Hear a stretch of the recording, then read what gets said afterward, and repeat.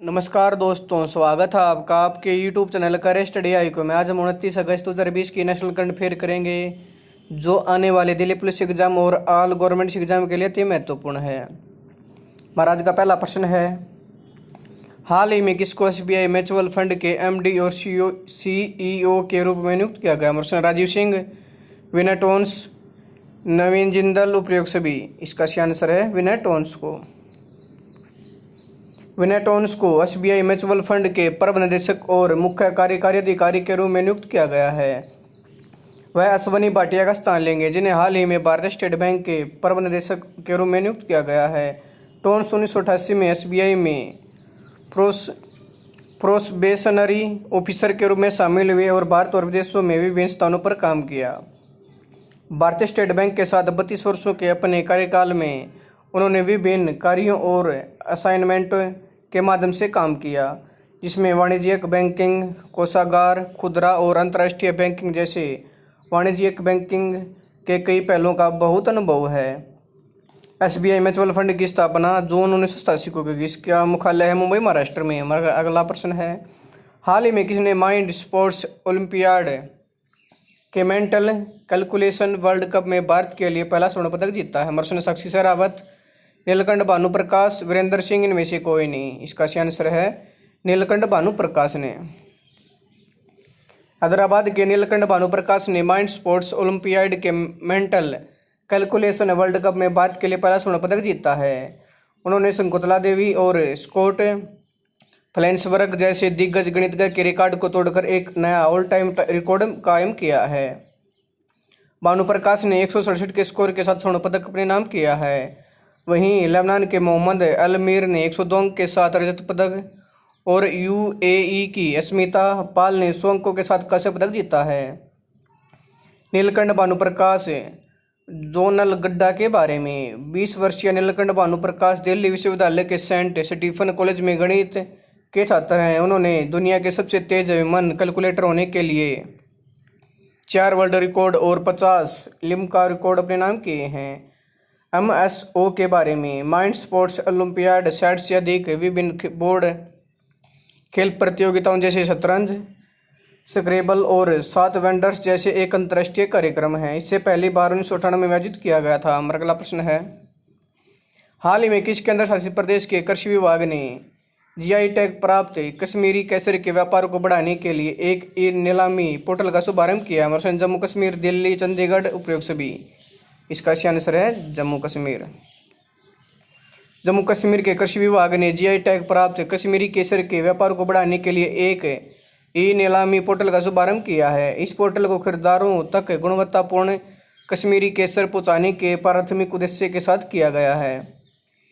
India international Kashmir केसर trading centre के तत्वावधान में डिपार्टमेंट ने NSEIT के साथ साझेदारी में पोर्टल की स्थापना की है। कश्मीर घाटी के केसर के उत्पादकों के साथ साथ भारत भर के खरीदारों से अपील की गई है कि वे पोर्टल पर ट्रेडिंग के लिए खुद को विक्रेताओं और खरीदारों के रूप में पंजीकृत करवाएं। पोर्टल पंजीकृत उत्पादकों और खरीदारों के बीच मुफ्त ट्रेडिंग सुनिश्चित करेगा। हमारा अगला प्रश्न है, हाल ही में किस भारतीय टेबल टेनिस स्टार खिलाड़ी ने रिटायरमेंट की घोषणा की? पोलोमी घटक, उपेंद्र सिंह, वीरेंद्र सिंह, इनमें से कोई नहीं। इसका सही आंसर है पोलोमी घटक। भारतीय टेबल टेनिस स्टार पोलोमी घटक ने रिटायरमेंट की घोषणा की है। उन्होंने 2006 के राष्ट्रमंडल खेलों और 2000 से 2008 के बीच कॉमनवेल्थ चैंपियनशिप में भारत का प्रतिनिधित्व किया था। वो पहली बार ओलंपिक में तब खेली थी जब वह 16 साल की थी। पोलोमी द्वारा हासिल की गई उपलब्धियां और उनके पदक, उन्होंने 2006 में SAF खेलों में महिला युगल में स्वर्ण पदक जीता, 2006 में राष्ट्रमंडल में कांस्य पदक जीता, 2007 में कॉमनवेल्थ चैंपियनशिप में कांस्य पदक जीता, 2010 में कॉमनवेल्थ में रजत पदक जीता। उन्होंने 2012 के एशियन गेम्स क्वार्टर फाइनल तक का सफर तय किया था। हमारा अगला प्रश्न है, हाल ही में वित्त मंत्रालय द्वारा राज्यसभा में प्रस्तुत किए गए आंकड़ों के अनुसार कौन सा राज्य प्रधानमंत्री मुद्रा योजना के तहत महिलाओं को ऋण देने की सूची में सबसे ऊपर है? पंजाब, तेलंगाना, तमिलनाडु, मध्य प्रदेश। इसका सही आंसर है तमिलनाडु। वित्त मंत्रालय द्वारा राज्यसभा में प्रस्तुत किए गए आंकड़ों के अनुसार तमिलनाडु प्रधानमंत्री मुद्रा मुद्रा योजना के तहत महिलाओं को ऋण देने की सूची में सबसे ऊपर, इसके बाद पश्चिम बंगाल और कर्नाटक का स्थान है। वित्त मंत्रालय द्वारा प्रस्तुत किए गए आंकड़ों के अनुसार प्रधानमंत्री मुद्रा योजना की शुरुआत के बाद से महिलाओं उधारकर्ताओं के लिए लगभग 4.78 लाख करोड़ रुपए के लगभग 15 करोड़ ऋण वितरित किए गए थे। 31 मार्च 2020 तक तमिलनाडु ने 58,227 करोड़ रुपए तक का लाभ उठाया था। अन्य राज्यों द्वारा प्रदान किए गए ऋण इस प्रकार हैं: पश्चिम बंगाल द्वारा 55,232 करोड़ रुपए, कर्नाटक द्वारा 47,714 करोड़ रुपए, बिहार द्वारा 44,879 करोड़ रुपए और महाराष्ट्र द्वारा 42,000 करोड़ रुपए का ऋण लिया गया है। उपयुक्त सभी राज्यों में महिलाओं के लिए 52% मुद्रा ऋण प्राप्त हुए हैं। ऋणों का लाभ कृषि, सेवाओं, व्यापार, प्रसंस्करण, विनिर्माण आदि से संबंधित गतिविधियों के लिए किया गया था। मुद्रा योजना के तहत प्रदान किए गए कुल ऋणों में से 70% उधारकर्ता महिलाएं थीं। प्रधानमंत्री मुद्रा योजना के बारे में 2015 में गैर कॉरपोरेट छोटे और सूक्ष्म उद्यमों को ऋण प्रदान करने के लिए प्रधानमंत्री मुद्रा योजना की शुरुआत की गई थी। इस योजना के तहत 10 लाख रुपए तक ऋण प्रदान किए जाते हैं।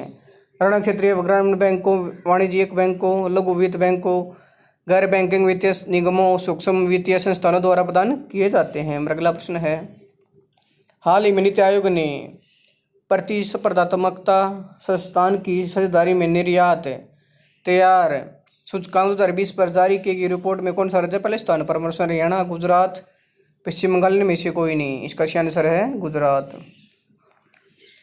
नीति आयोग ने प्रतिस्पर्धात्मकता संस्थान की साझेदारी में निर्यात तैयारी सूचकांक 2020 पर रिपोर्ट जारी की है। इस रिपोर्ट में भारतीय राज्यों के निर्यात तैयारी और प्रदर्शन का मूल्यांकन किया गया है। इसका उद्देश्य चुनौतियों और अवसरों की पहचान करना, सरकारी नीतियों की प्रभाव उत्पादकता को बढ़ाना और एक सुविधाजनक नियामकीय संरचना को प्रोत्साहित करना है। गुजरात, महाराष्ट्र, तमिलनाडु निर्यात तैयारी सूचकांक 2020 में शीर्ष 3 स्थान पर हैं।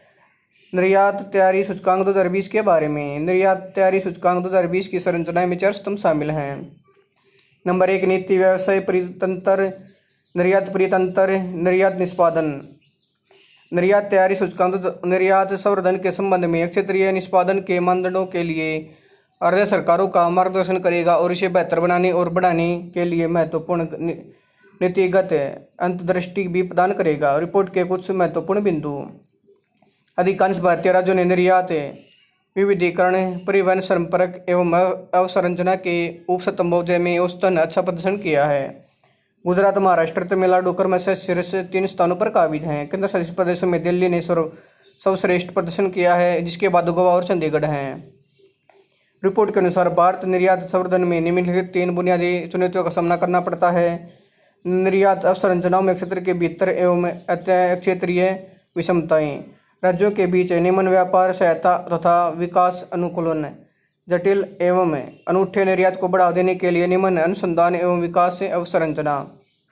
नीति आयोग के मुख्य कार्यकारी अधिकारी हैं अमिताभ कांत। अगला प्रश्न है, हाल ही में कृषि और प्रसंस्कृत खाद्य उत्पाद निर्यात विकास प्राधिकरण ने कृषि और संबद्ध अक्षरों के हित में गतिविधियों के तालमेल बनाने के लिए किसके साथ समझौता ज्ञापनों पर हस्ताक्षर किया? प्रश्न है, AFC इंडिया लिमिटेड, भारतीय राष्ट्रीय सहकारी संघ, IIT मद्रास, A&B दोनों।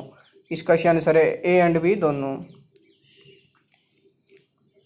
कृषि और प्रसंस्कृत खाद्य उत्पाद निर्यात विकास प्राधिकरण ने कृषि और संबद्ध क्षेत्रों के हित में गतिविधियों के तालमेल बनाने के लिए AFC इंडिया लिमिटेड और भारतीय राष्ट्रीय सहकारी संघ दिल्ली के साथ समझौता ज्ञापनों पर हस्ताक्षर किए हैं। इस समझौता ज्ञापन का उद्देश्य हितधारकों के लिए बेहतर मूल्य प्रदान करने के लिए कृषि और संबद्ध क्षेत्रों के हित में गतिविधियों में समन्वय बनाने के लिए पारस्परिक रूप से काम करके उनकी विशेषज्ञता का उपयोग करना है।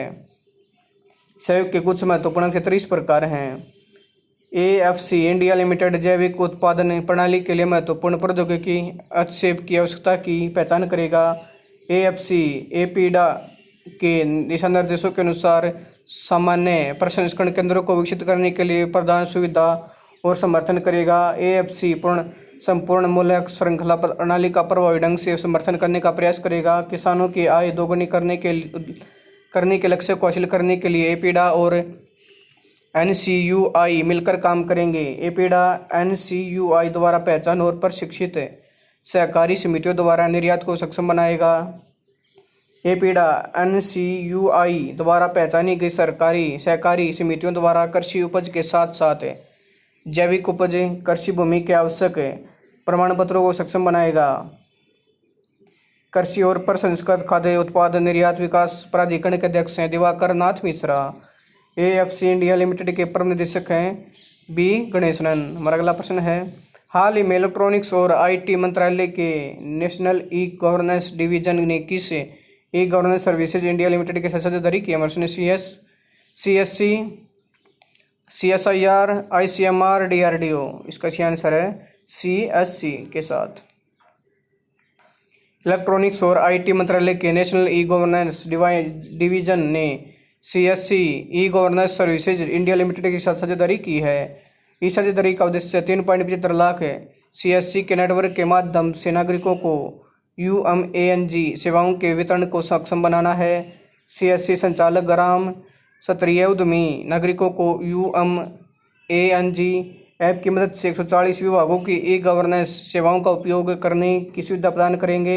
इससे उन नागरिकों को मदद मिलेगी जिनके पास या तो स्मार्टफोन नहीं है या वे जो ऐप आधारित ई सेवाओं तक पहुंचने में सक्षम नहीं है। हमारा अगला प्रश्न है, हाल ही में टेस्ट क्रिकेट में 600 विकेट लेने वाले पहले तेज गेंदबाज कौन बन गए? हमारे Zaheer Khan, James Anderson, Ben Stokes, Brett Lee.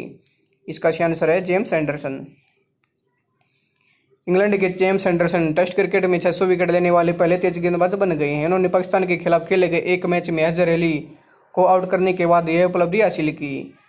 वह अब 3 स्पिनरों मुथैया मुरलीधरन, शेन वारन और अनिल कुंबले के बाद 600 विकेट लेने वाले चौथे गेंदबाज बन गए हैं। जिम्बाब्वे के खिलाफ 2003 में टेस्ट क्रिकेट में पदार्पण करने वाले एंडरसन 2018 में सबसे ज़्यादा विकेट लेने वाले गेंदबाज बन गए थे, जब उन्होंने द ओवल में भारत के खिलाफ मोहम्मद शमी को आउट कर ग्लेन मैकग्रा के 563 टेस्ट विकेटों के रिकॉर्ड को तोड़ा था। हमारा अगला प्रश्न है, हाल ही में किस बैंक ने युवाओं और डिजिटल इच्छुक भारतीयों की बदलती जीवन शैली की जरूरतों को पूरा करने के लिए लिबर्टी सेविंग अकाउंट शुरू किया? हमारे Axis bank, Punjab national bank, Canara bank, इनमें से कोई नहीं। इसका सही आंसर है एक्सिस बैंक। एक्सिस बैंक ने युवाओं और डिजिटल इच्छुक भारतीयों की बदलती जीवन शैली की जरूरतों को पूरा करने के लिए लिबर्टी सेविंग अकाउंट शुरू किया है। यह प्रति वर्ष 20,000 रुपये के अस्पताल नकद बीमा कवर प्रदान करता है, जो कोविड-19 के तहत किए गए अस्पताल के खर्चों को कवर करेगा, जो इसे महामारी को कवर करने वाला अपने प्रकार का पहला बचत खाता बनाता है।